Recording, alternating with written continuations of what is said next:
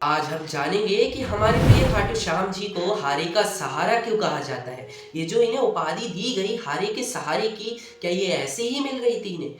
ओम कृष्णाय वासुदेवाय हरये परमात्मने प्रणतः क्लेशनाशाय गोविंदाय नमो नमः।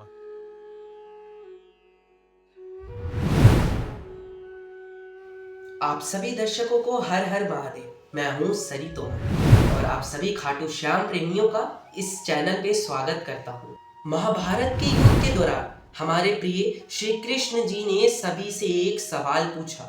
अगर तुम ये महाभारत का युद्ध लड़ोगे तो तुम कितने दिनों के अंदर महाभारत के युद्ध को समाप्त कर दोगे? हमारे प्रिय कृष्ण जी का ये सवाल पूछते ही एक आवाज आई। भीष्म ने उत्तर दिया कि मैं 20 दिनों के अंतर्गत यह युद्ध समाप्त कर दूंगा।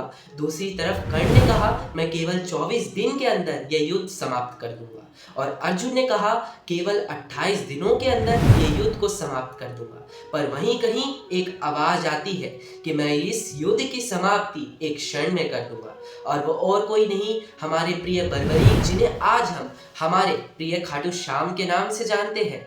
कहानी की शुरुआत होती है महाभारत के युद्ध से, जिस समय हमारे प्रिय खाटू श्याम जी को बर्बरीक के नाम से जाना जाता था। इन्हें भगवान शिव के द्वारा दिए गए 3 दिव्य बाण की प्राप्ति हुई थी और ये भीम के पोते तथा घटोत्कच के पुत्र थे। आज खाटू श्याम जी को 3 बाण के धारी के नाम से भी जाना जाता है और इन 3 बाण के रहस्य कुछ इस प्रकार है। जो पहला बाण था वह लक्ष्य तय करता था और दूसरा उसे सुरक्षित रखता था जिसे बर्बरीक जी बचाना चाहते हैं, और जो तीसरा बाण था वह शत्रु का पूर्णतः नाश कर देता था। इससे एक चीज हमें साफ साफ दिखाई देती है, मतलब अगर युद्ध में बर्बरीक जी उतरते हैं तो उनकी जीत तो निश्चित है, उनकी जीत होकर ही रहेगी, क्योंकि उन्हें भगवान शिव द्वारा दी गई ये दिव्य शक्ति प्राप्त है। परंतु उन्होंने अपनी माँ से एक वादा किया था कि वह हमेशा उसका साथ देंगे जो हारेगा, यानी वह कमजोरों का साथ देंगे। और इसी वादे ने महायुद्ध की दशा को पूरी तरीके से बदल दिया। भगवान श्री कृष्ण अच्छी तरह से समझते थे कि अगर बर्बरीक इस युद्ध में उतरते हैं तो एक तरह का पैराडॉक्स क्रिएट हो जाएगा। आइए इसको समझते हैं। मतलब अगर वह कौरवों की तरफ से लड़ेंगे तो पांडव कमजोर पड़ जाएंगे और अगर वह पांडवों की तरफ से लड़ेंगे तो अंत में सिर्फ बर्बरीक ही बच पाएंगे। अब इतना सब जानते हुए भी हमारे प्रिय कृष्ण जी ने एक लीला रची और लीला कुछ इस प्रकार की थी। अगर बर्बरीक से युद्ध से पहले कोई ब्राह्मण उनसे कुछ दान में मांगेंगे तो बर्बरीक जी उन्हें मना नहीं करेंगे। इसलिए भगवान श्री कृष्ण ने ब्राह्मण का रूप धारण कर लिया और बर्बरीक जी से उनका शीश दान में मांग लिया। अब क्षत्रिय कुल के अनुसार एक प्रथा थी, प्राण जाए परंतु वचन ना जाए। वचन जो पहले हुआ करता था वह मानो जवान से निकाल दिया तो होकर ही रहेगा। आजकल की तरह ये झूठी कस्में और वचन नहीं चलता था।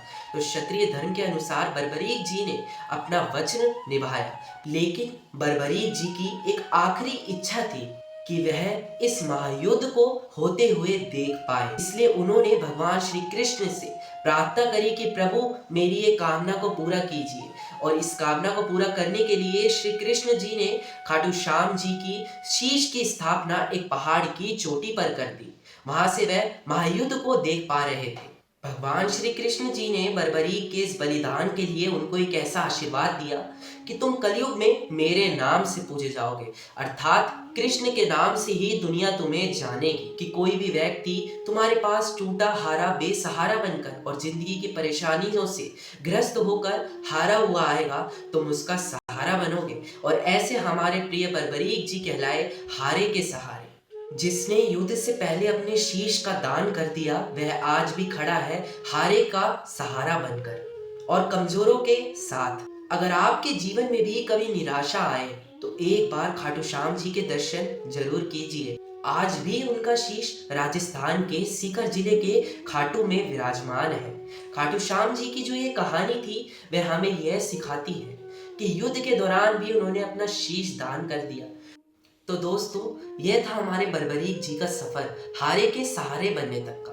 परंतु क्या आपको एक कहानी लगी? ये कहानी तो है, परंतु हमारे हिंदू धर्म की प्रत्येक कहानियों में कुछ ऐसा रहस्य छिपा होता है, कुछ ऐसी सीख छिपी होती है जिसको अगर आप समझ जाते हैं तो अपने जीवन की दिशा को आप बदल सकते हैं। तो पूरी कहानी का जो निष्कर्ष निकलता है वह आता है वचन पे और कर्म पे। यह थी आपकी आज की सीख, और ये वीडियो हर एक विद्यार्थी को भेजिए और हर एक खाटू श्याम प्रेमी भक्तों को भेजिए। और ऐसी ही ऐतिहासिक कहानी जानने के लिए हमारे चैनल मेरे साथ भोलेनाथ को सब्सक्राइब अवश्य कीजिए। मिलते हैं आपसे नए वीडियो के द्वारा, तब तक के लिए जय श्री श्याम और हर हर महादेव।